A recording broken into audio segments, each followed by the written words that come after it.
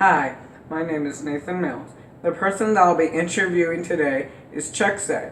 He has been living in Reno since 1970. He came here as a Vista volunteer to be a lawyer for legal services. He was on the board of regional planning for 10 years. I believe Mr. Zay is a good person to interview about the change in Reno over the years, as he is very informed about the community and how it's changed over time. Mr. Zay. Thank you for letting me interview you today. But in my introduction, I talked about how you came here with Vista to be a lawyer for legal services. So, to some of our viewers who don't know what Vista is, can you explain it to them? Sure. Vista stands for Volunteers in Service to America, and it was the Domestic Peace Corps created by President Lyndon Johnson. President Kennedy before him created the Peace Corps, and President Johnson thought he should do something along those lines, so we came up with the Vista program, Volunteers in Service to America. My first night in Reno was spent in a cold, one-room, drafty, windy shack in Black Springs, Nevada, actually just north of Reno. Wow. Okay, thanks. Okay. What's the Reno area like when you first moved here compared to what it's like today? Well, it was much smaller, maybe like half the size or a third the size, and in those days, gaming was much more predominant in the economy than it is now, and Bill Harrah was still alive, and he owned Harrah's, and he was one of the premier gaming operators in the world, and he had a fabulous facility, and every week there were headliners there, and also John Squaga's Nugget. But in those days we didn't have the Atlantis, we didn't have the Peppermill, places like that either. Okay, the other change is we have a transition in our economy away from the reliance on gaming to other things, and that's been brought about by the other major change around here, and that's the advent of Indian gaming in California. Those people that are used to come over here no longer come here, or come here less frequently because they have rather large and magnificent tribal gaming facilities that are here between San Francisco and Reno.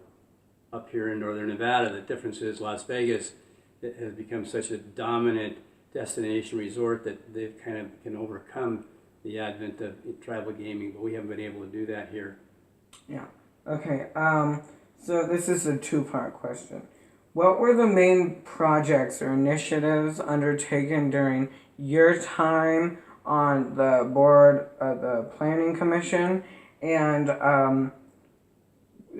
have those projects been completed, or are they still underway today?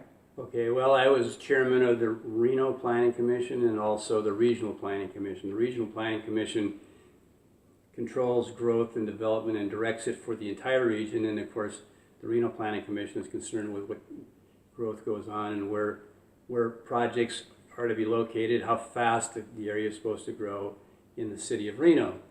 The projects that I recall, one being the Double Diamond Ranch, another being the development in the McQueen area up along Mayan, and none of that was there when we first started considering projects up there. And then there's the Somerset project, which is behind McQueen and up in that area. And then we have the Silver Legacy, and we have the, as I said before, the Peppermill, and the Atlantis, the expansion of the Atlantis and the expansion of the Peppermill were all sort of on my watch as chairman of the Reno Planning Commission, and similarly the Silver Legacy. In addition, I guess the other biggest project would have been the 10-year update of the regional plan, which was a major undertaking. The regional plan is the plan by which which help locate and direct and growth and development in the entire region, which under the regional plan for our area is Washoe County. Now, what has been completed? Well, Double Diamond is still a work in progress, as you know, because you can see open space down there.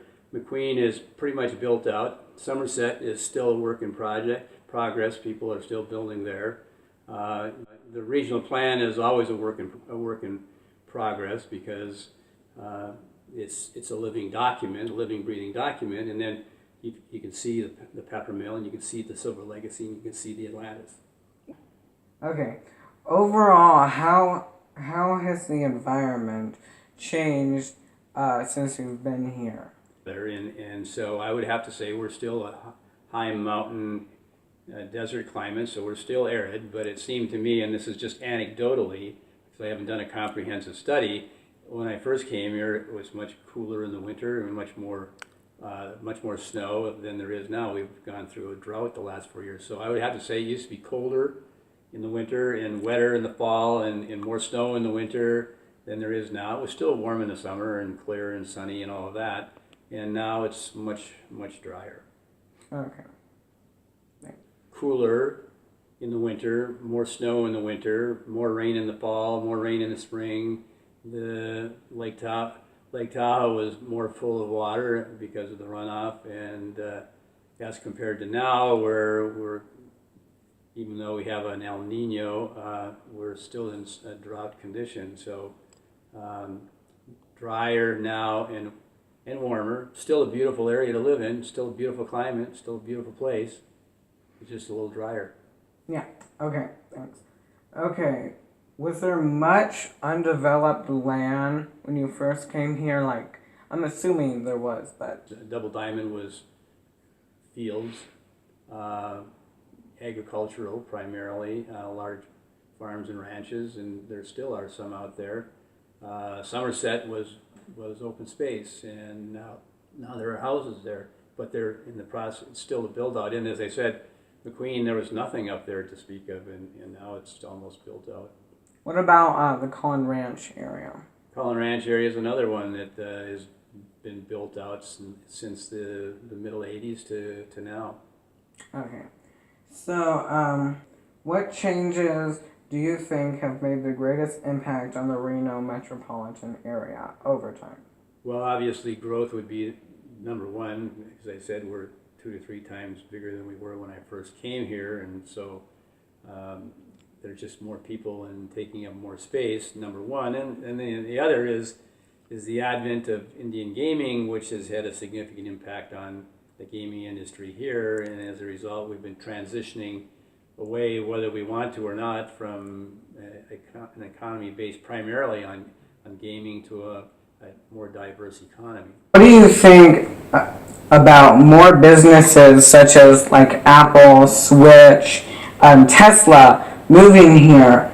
Well, of course, the verdict is still out because they're simply in their infancy. But if they do what they say they're going to do, the impact would be enormous, both in terms of population as well, and by that I mean the number of people, as well as a different kind of person moving in here, because the jobs are not going to be minimum wage jobs, but going to be very high-paying jobs. So I think that on balance, if they do what they say and bring in the high-paying jobs, it could have an enormously positive impact on the area.